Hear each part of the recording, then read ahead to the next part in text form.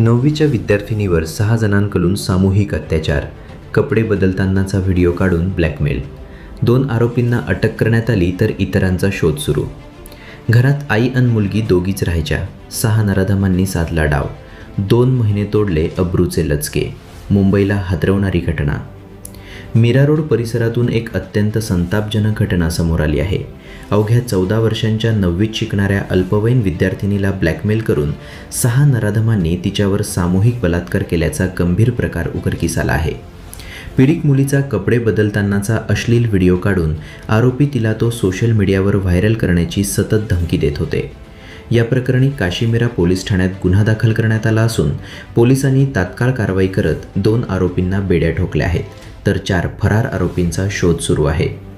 मिळालेल्या माहितीनुसार पीडित मुलगी 14 वर्षांची असून ती 9वीच्या वर्गात शिक्षण घेत आहे. ती मीरा रोड भागात तिच्या आईसोबत राहते.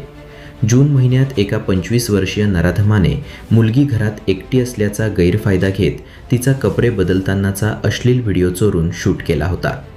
त्यानंतर हा व्हिडिओ इंटरनेटवर टाकण्याची धमकी देऊन त्याने पहिल्यांदा तिच्यावर बलात्कार केला. मात्र हे विकृत कृत्य येथेच थांबले नाही. मुख्य आरोपीने हा अश्लील व्हिडिओ त्याच्या 26 आणि 28 वर्षांच्या 2 मित्रांना पाठवला. त्या दोघांनीही हा व्हिडिओ दाखवून अल्पवयीन मुलीला जाळ्यात ओढले आणि ब्लॅकमेल करून तिच्यावर लैंगिक अत्याचार केले. त्यानंतर हा व्हिडिओ इतर 3 आरोपींच्या हातात पडला.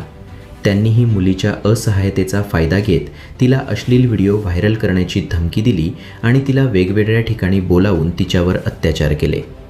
सर्व आरोपी हे 25 ते 28 वर्ष वयोगटातील आहेत. मुलगी घरात एकटी असतानाच्या वेळेचा फायदा घेऊन या सर्व नराधमांनी हे भयंकर कृत्य केल्याचे पोलीस तपासात निष्पन्न झाले आहे. या प्रकरणी काशीमीरा पोलिसांनी 6ही आरोपींविरोधात पॉक्सो ॲक्ट, बलात्कार आणि माहिती तंत्रज्ञान कायद्याच्या विविध कलमांतर्गत गुन्हा दाखल केला आहे. परिमंडळ 1चे पोलीस उपायुक्त राहुल चव्हाण यांनी दिलेल्या माहितीनुसार या प्रकरणी आतापर्यंत 2 आरोपींना अटक करण्यात आली असून पोलीस त्यांची कसून चौकशी करत आहेत. उर्वरित 4 फरार आरोपींचा शोध घेण्यासाठी पोलिसांची पथके रवाना करण्यात आली आहेत. या घटनेमुळे मीरा रोड आणि संपूर्ण मुंबई परिसरात प्रचंड खळबळ उडाली असून नागरिकांमधून तीव्र संताप व्यक्त केला जात आहे.